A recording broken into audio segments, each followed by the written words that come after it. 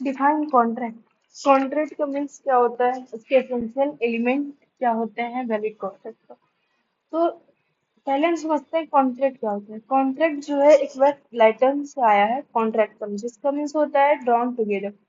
Contract क्या होता है? कॉन्ट्रैक्ट क्या होता है कि जब हम दो लोगों के बीच में जो एग्रीमेंट होता है उसे हम कॉन्ट्रैक्ट कहते हैं।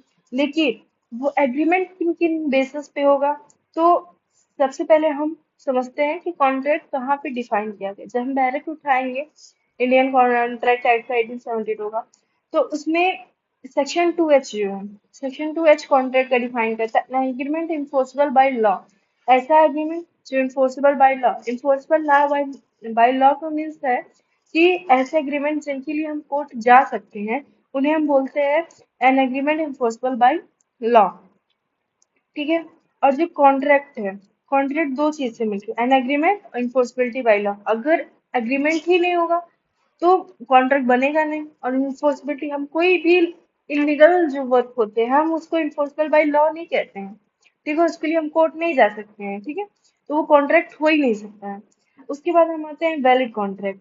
एक वैलिड कॉन्ट्रैक्ट बनाने के लिए हम किन किन एसेंशियल एलिमेंट की नेसेसरी होती है, तो हम सेक्शन 10 जो है हमारे इंडियन कॉन्ट्रैक्ट एक्ट का, वो डिफाइन करता है कि वैलिड कॉन्ट्रैक्ट के लिए हमारे क्या क्या एसेंशियल एलिमेंट्स होते हैं।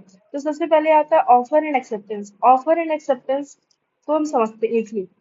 ऑफर, ऑफर मीन्स होता है कि जब हम किसी को ऑफर करते हैं, मतलब अगर मैंने किसी से बोला कि मुझे एक आपसे मैंने बोला कि मुझे अपनी एक कार बेचनी है, तो मैंने एक दूसरे पार्टी को मैंने ऑफर किया।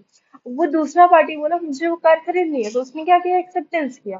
ठीक है, तो एक वैलिड कॉन्ट्रैक्ट बनाने के लिए एक लॉफुल ऑफर होना चाहिए। और मैं अगर इसी की जगह मैं अगर मैं कोई ड्रग सप्लाई करती तो वो लॉफुल ऑफर नहीं होता, वो अनलॉफुल ऑफर होता है। लेकिन अगर मैंने बोला मैंने मुझे कार खरीदनी, एक कार बेचनी है, तो वो एक लॉफुल ऑफर है। ठीक है, और उसने लॉफुल एक्सेप्टेंस भी किया। तो फर्स्ट हमारा वैलिड कॉन्ट्रैक्ट का एसेंशियल एलिमेंट है कि ऑफर होना चाहिए और एक्सेप्टेंस होना चाहिए। सेकंड है कि intention to create a legal relationship होना चाहिए।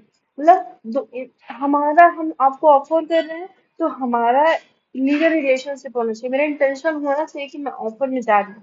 इस पे एक केस है, इस केस से आपको समझ में आएगा कि कैसे एक intention to create a legal relationship होता है। तो एक बॉल्फर वर्स बॉल्फर का केस है। मिस्टर बॉल्फो, एक मिस्टर बॉल्फर होते हैं और मिसेस बॉल्फर होती है, हस्बैंड वाइफ होते हैं और वो इंग्लैंड रहते हैं। तो मिसेस बॉल्फर की तबीयत बहुत ज्यादा खराब हो जाती है और उनके डॉक्टर उन्हें वहां इंग्लैंड में रुकने के लिए बोलते हैं चेकअप के लिए। तो जो मिस्टर बॉल्फर होते हैं उन्हें कुछ काम होता है, इंडिया वापस आना पड़ता है। तो वो वापस आते हैं। इंडिया जब वापस आते हैं तो वो इंडिया तो वापस आ गए। तो उसके बाद वो जो मिस्टर वॉल्फर होते हैं वहां पर वो क्या बोलते हैं मिसेस वॉल्फर से, जब वो इंग्लैंड में रहते हैं, जब वो वापस आने होना होता है, तो वो बोलते हैं कि तुम यहीं पे रुक जाओ और मैं तुम्हारे मेंटेनेंस के लिए 30 पाउंड में पर मंथ भिजवाते रहूंगा। ठीक है, तो वो ये काम करते हैं, फिर वो आ जाते हैं इंडिया। इंडिया आने के बाद वो क्या करते हैं, वो पैसा भेजते हैं। कुछ महीने के बाद वो पैसा भेजना बंद कर देते हैं। हो सकता है वो लड़ाई कर रही हो, ये भी हो सकता है, कुछ भी हो सकता है, कोई भी मैटर हो सकता है। तो फिर वो जो मिसेस बाल्फर होती है वो केस शूट कर देती है और बोलती है कि ये मुझसे बोले थे कि मैं आपको पैसा भेजूंगा, लेकिन ये पैसा भेजना बंद कर देते हैं वहां जाने के बाद। तो फिर कोर्ट बोलता है कि जो डोमेस्टिक एग्रीमेंट, हम अगर घर में बोलेंगे किसी से कल सुबह उठ के टहलने चलना है, वॉक पे जाना है, लेकिन अगर कोई नहीं जा रहा है तो वहां पे कॉन्ट्रैक्ट नहीं होगा। क्यों? क्योंकि ये डोमेस्टिक है कि भाई हम लोग कैजुअली बोल देते हैं यार चलो आज नहीं चलते हैं, तो इसके में आप कोर्ट नहीं जा सकते हैं, ऐसे कितने सारे केसेस रजिस्टर्ड हो जाएंगे।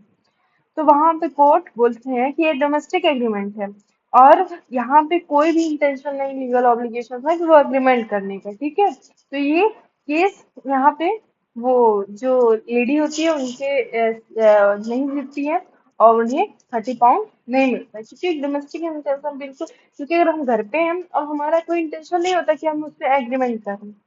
ठीक है, फिर आता है लॉफुल कंसिडरेशन। लॉफुल कंसिडरेशन का मतलब होता है कि हम किसी को रिटर्न, अगर मैंने कार बेची उसके बदले मुझे कुछ मिल रहा है, तो वो लॉफुल कंसिडरेशन होता है। जब भी कोई ऑफर एक्सेप्टेंस होता है तो वहां पर कंसिडरेशन होना इम्पोर्टेंट है। Consideration means in the form of money, in the form of gift, मतलब होना चाहिए, कंसिडरेशन जरूरी है वहां पे, ठीक है। फिर आता है capacity of party. Capacity of parties का मतलब होता है कि जो पार्टी होनी चाहिए वो कॉम्पिटेंट होनी चाहिए। कॉम्पिटेंट का मतलब है यहाँ पे कि हम कभी भी एग्रीमेंट अनसाउंड माइंड से नहीं करते। जो लोग मेंटली डिस्टर्ब होते हैं वो लोग से हम कभी भी कॉन्ट्रैक्ट नहीं करते हैं। फिर कोई इंसान माइनर है तो हम उनसे कॉन्ट्रैक्ट नहीं करते हैं, ठीक है। तो कैपेसिटी ऑफ पार्टीज का मतलब यही है कि जब हम एग्रीमेंट करने के लिए पार्टी क्या होनी चाहिए, कॉम्पिटेंट होनी चाहिए, मेजोरिटी में होनी चाहिए, साउंड माइंड होना चाहिए। फिर आता है फ्री कंसेंट। फ्री कंसेंट का मीन्स होता है कि जब भी हम कॉन्ट्रैक्ट करेंगे तो हम किसी के दबाव में नहीं करेंगे। फ्री कंसेंट होना चाहिए। फ्री कंसेंट सेक्शन 13 में डिफाइन किया गया है, ठीक है। फिर फ्री कंसेंट का मतलब होता है कि अगर हम कोई भी एग्रीमेंट कर रहे हैं तो दोनों पार्टी का फ्री कंसेंट होना चाहिए। कोई किसी के प्रेशर में आगे नहीं करना चाहिए।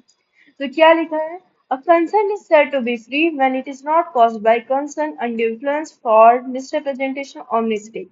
देखिए, इस पे हम डिटेल में पढ़ेंगे लेकिन मैं पहले बता देती हूँ। कोerसन, कोerसन मीन्स होता है किसी को हम धमका के, undue influence हम किसी को बहका के कोई काम।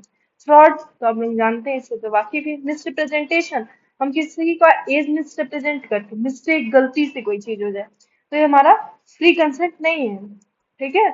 फ्री कंसेंट की मीन्स हम बिना किसी दबाव के, बिना किसी बहकावे के हम कोई एग्रीमेंट करते हैं तो वो हमारा फ्री कंसेंट होता है, ठीक है। लॉफुल ऑब्जेक्ट, लॉफुल ऑब्जेक्ट का मीन्स होता है कि जो भी कोई हम एग्रीमेंट करेंगे वो कोर्ट के द्वारा इलीगल नहीं होना चाहिए। जैसे कि अगर हम ड्रग्स का सप्लाई कर रहे हैं तो वो लॉफुल ऑब्जेक्ट नहीं है। फिर होता है certainty of meaning. Certainty of meaning का मतलब होता है कि टर्म ऑफ कंडीशन क्लियर होना चाहिए। जैसे कि अगर हम आपसे बोले कि आप हमारे घर पे 100 टन का ऑयल सप्लाई कर दीजिएगा, लेकिन मैंने ये नहीं कंफर्म किया कौन सा oil, petrol, diesel, yes, vegetable oil, this type of oil. तो यहाँ पे हम बोले कि जब भी हम कोई एग्रीमेंट करेंगे तो वहां पे एक सर्टेनिटी ऑफ मीनिंग होनी चाहिए। पॉसिबिलिटी ऑफ परफॉर्मेंस, तो पॉसिबिलिटी ऑफ परफॉर्मेंस का मतलब होता है कि जो भी हम कॉन्ट्रैक्ट करेंगे, ठीक है, तो वो कॉन्ट्रैक्ट हमेशा पॉसिबल होना चाहिए। जैसे कि अगर हम किसी से बोले हम तुम्हारे लिए 4 तारे तोड़ के लाएंगे, तो ये इसकी पॉसिबिलिटी ऑफ परफॉर्मेंस नहीं है क्योंकि ये हो ही नहीं सकता कि कोई 4 तारे तोड़ के लाए। तो हम बोलते हैं, ये आप ये मत समझिएगा मजाक में बोले, लेकिन सच है कि ये मेंशन भी किया गया हमारे बैरेक्ट में सारे क्वेश्चन, ये सारे एग्जाम्पल्स। तो जो पॉसिबिलिटी ऑफ परफॉर्मेंस का मीनिंग होता है कि अ, जो भी हम एग्रीमेंट करेंगे वो पॉसिबल होना चाहिए करने के लिए, ठीक है। फिर आता है नाइन्थ, हमारा एसेंशियल एलिमेंट है वैलिड कॉन्ट्रैक्ट के लिए, not declare to be void और इलीगल। ऐसी जो कॉन्ट्रैक्ट जो वाइड ना डिक्लेयर किया गया, वाइड का मतलब कि इलीगल ना हो, ठीक है। जैसे हमेशा वो कॉन्ट्रैक्ट होते हैं जो कोर्ट के थ्रू हमारे इंडिया में लॉफुली फोर्स हो, ठीक है। फिर आता है लीगल फॉर्मेलिटीज। लीगल फॉर्मेलिटीज का हम लोग पढ़ लेते हैं। N oral agreement is perfectly valid contract. एक ओरल एग्रीमेंट भी एक परफेक्ट वैलिड कॉन्ट्रैक्ट होता है। अगर मैं किसी से बोलूँ मुझे अपनी लैंड बेचनी है तो एक वैलिड कॉन्ट्रैक्ट है, ठीक है। राइटिंग और register some provisions in India required case of sale, mortgage, lease, memorandum of association, article of association. In some cases, contract be attested, registered and stamped. इसमें क्या बोला, लीगल फॉर्मेलिटीज। अगर हम कोई लैंड मॉर्टेज पे ले रहे हैं, अच्छा, मॉर्टेज मीन्स होता है lease. There is a difference, उसमें किसी वीडियो में उसको अच्छे से एक्सप्लेन करूंगी। लेकिन अभी हम समझते हैं कि ये सब चीजें जब होती हैं तो यहाँ पे हमारी जो पार्टी होती है वो बकायदे स्टैम्प पेपर होता है, हम उसको प्रिंटेड होते हैं, रजिस्टर्ड होते हैं, साइंड होते हैं। तो वहां पे मनी जितना लेते हैं उसमें एक इंग्लिश की तो आप वीडियोस पढ़ेंगे, वहां पे जब पिटिशन लिखा जाता है, सूट फाइल होता है, रजिस्ट्रेशन होता है, तो वहाँ लिखने का ड्राफ्टिंग का हमें प्रोसीजर बताया जाता है। तो सबसे पहले हमारा क्वेश्चन फर्स्ट ये बनेगा, define contract and their essential element. इतने इनफ है एक क्वेश्चन को कंप्लीट करने के लिए। Thank you.